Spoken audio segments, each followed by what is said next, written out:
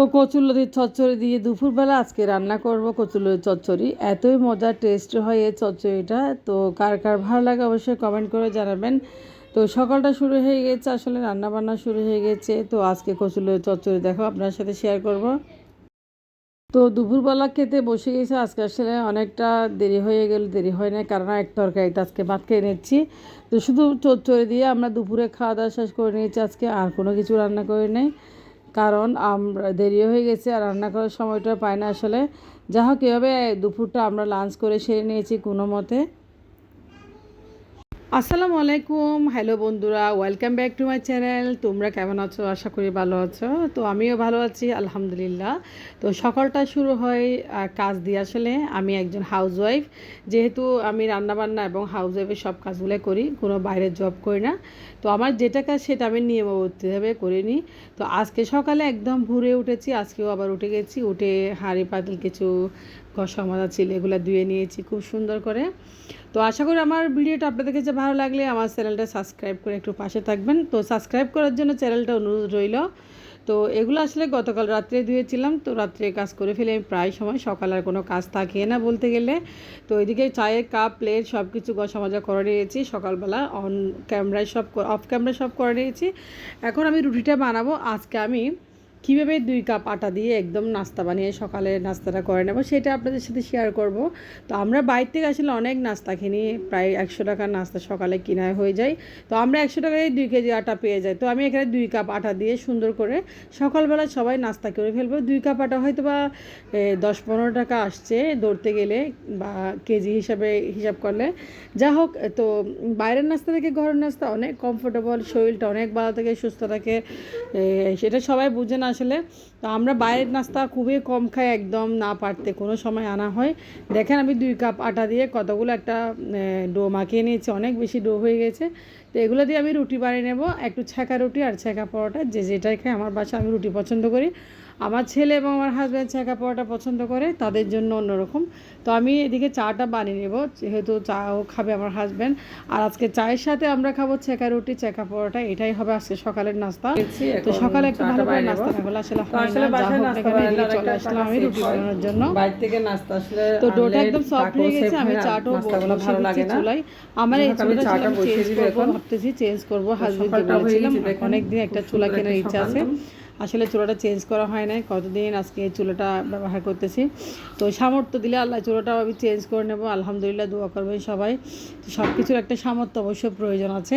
তো আমি রুটি বেলে নিয়েছি, এখানে আমার রুটিগুলো খুব গোল গোল হয়, এটা আমার কাছে খুব বেশি ভালো লাগে। যে মেয়ে কোনোদিন একটা রুটি বানাইতে পারে নাই, সেও এখন গোল করে রুটি বানাইতে পারে। দেখেন রুটিটা বেলে নিয়েছি খুব পাতলা করে একদম। তো আমার হাজব্যান্ড চাটা বানিয়ে নিয়েছে, ও চা বানিয়ে নিয়েছে, আমি ওকে অনুরোধ করছিলাম চাটা বানানোর জন্য। তো খুব সুন্দর করে চা বানিয়েছে, আসলে আমার চাটা বানানো খুব সুন্দর হয়, আর ও চাটা কমে হোক নিজেও বলে। এদিকে চলে আসলাম আমি রুটিগুলো ছেঁকে নিতে।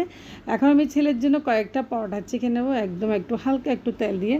আর আমার জন্য রুটি, কারণ আমার রুটি বেশি ভালো লাগে আসলে। আমি মানে ছেঁকা বা তেলে ভাজা পুরো একটু কমই পছন্দ করি। অবশ্য মাঝে মধ্যে ভালো লাগে, মাঝে মধ্যে যখন একটু খেতে ইচ্ছা করে, ঝড় বৃষ্টি পড়ে, তখন একটু এইভাবে বেশি খেতে ভালো লাগে।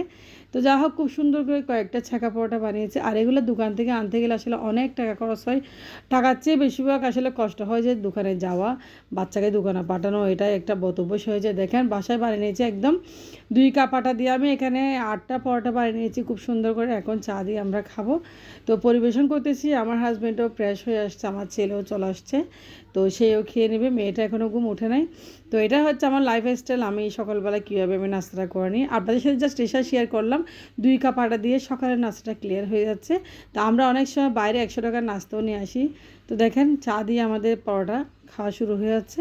তো আমার খুব বেশি ভালো লাগে, আমার হাজব্যান্ডও খাবে, আমার ছেলেকেও আমি 2টা দিচ্ছি। এবং খুব সফট হয়েছে এই পরোটাগুলো, খুব মজা হয়েছে। আমরা চা দিয়ে খাচ্ছি খুব মজা করে, একদম কথা বলতে বলতে গল্প করতে করতে। তো যা হোক, আমরা খেয়ে নিয়েছি, আমি একটাই খেয়েছি, আসলে আমি এত খেতে পারি না সকালে। আর আমি খাবারটা খুবই কম খাওয়াতে আমার শরীরটা খুব উইক হয়ে গেছে। তো দুপুরে চলে যাচ্ছে রান্না করতে। একটা আপু আমার জন্য গতকাল কচুরলতি এবং একটা আম পাঠিয়েছিল 2-1টা। তো কচুরলতিগুলো আসলে গ্রাম থেকে পাঠিয়েছে, একদম গ্রামের। তো এই যে জন্য গ্রাম থেকে পাঠিয়েছে, আমার খুব বেশি পছন্দ হয়েছে। দেখেন কচুলতিগুলো আমি ছিলে নিয়েছি একদম সুন্দর করে। এখন আমি কচুলতি চচ্চড়ি দিয়ে দুপুরে ভাত খাবো। আজকে দুপুরে বাসায় তেমন কিছু নেই, কয়েকটা গরুর মাংস আছে, এগুলো বাচ্চারা খাবে, আর ডাল আছে, আর এগুলো দিয়ে আমি খাবো। এই কচুলতিগুলো আমি ছিলে নিয়েছি খাওয়ার জন্য, খুব মজা করে রান্না করে খাবো। যা হোক, আপনাদের কার কার কচুলতি পছন্দ অবশ্যই কমেন্ট করে জানাবেন। তো কচুলতিগুলো আসলে চচ্চড়ি বানাবো, তো চচ্চড়ি খুব বেশি পছন্দ। বাইরে খুব বেশি ওয়েদারটা খারাপ, এখন বৃষ্টি আসবে সেরকমই মনে হচ্ছে। তো বৃষ্টি আসতেছে মনে হয়, তো চলে আসছে বৃষ্টি। দেখেন আমি আপনাদের বৃষ্টিটা শেয়ার করতেছি। দেখেন কত সুন্দর বৃষ্টি, ঝুম বৃষ্টি শুরু হয়ে গেছে বাইরে। তো এই বৃষ্টিতে আসলে আমি ভিডিও দেখে মানে ভিডিও করতে ইচ্ছে করছে, বৃষ্টিতে আপনাদেরকে দেখাচ্ছি, আর খুব বেশি ভালো লাগতেছে। পাশের একটা ছাদে আমাদের খুব বেশি সবজি মানে লাগাই, খুব সুন্দর। আর আমার এটা হচ্ছে ব্যালকনি, এটাতে আমি কিছু লাগাই না, সে উঠে না। যাই হোক, আগে লাগাইতাম, এখন মন দিল ভালো নেই, আসলে ভালো লাগে না। তো অনেক হাওয়া, বৃষ্টি, ঝড়, খুব বেশি ভালো লাগতেছে।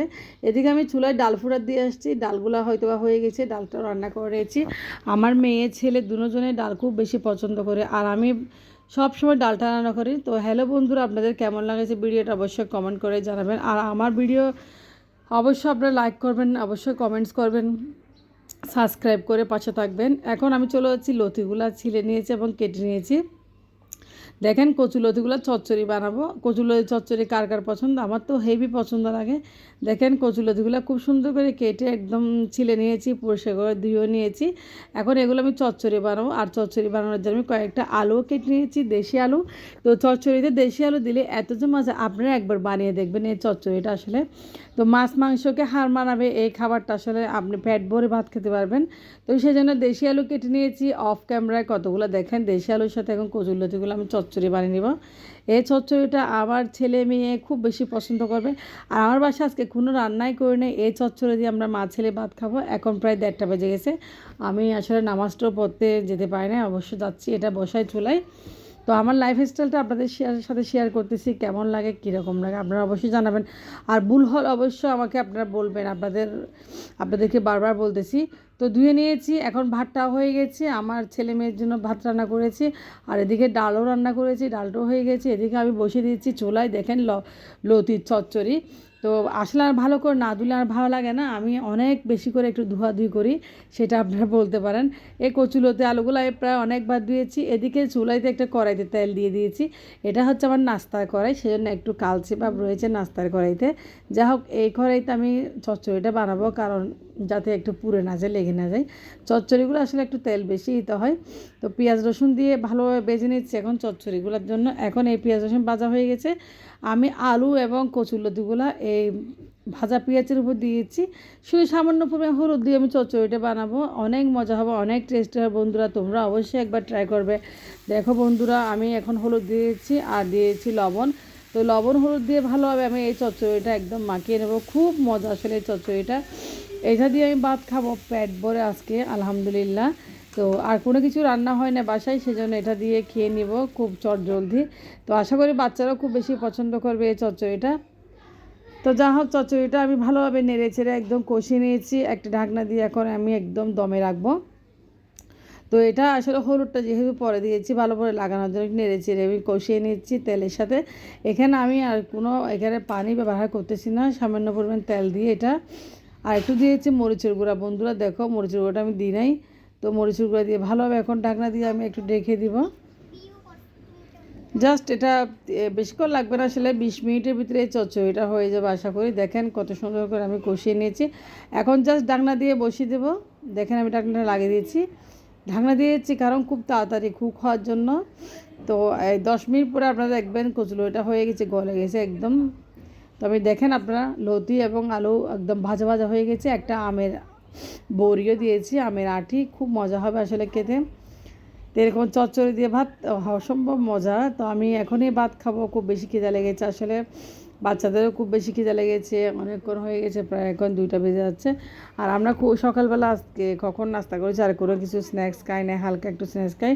তো ভাত নিয়ে নিয়েছি, দেখেন ভাতের মধ্যে নিচ্ছি এই কচুলতির চচ্চড়ি। এই চচ্চড়ি দিয়ে ভাত এত মজা, আপনারা অবশ্যই রেসিপিটা একবার ট্রাই করবেন, এত মজা এত মজা, আপনাদেরকে কি বলবো। দেখেন আমের আড়িটা নিয়েছি, এটা আমি খাবো একদম।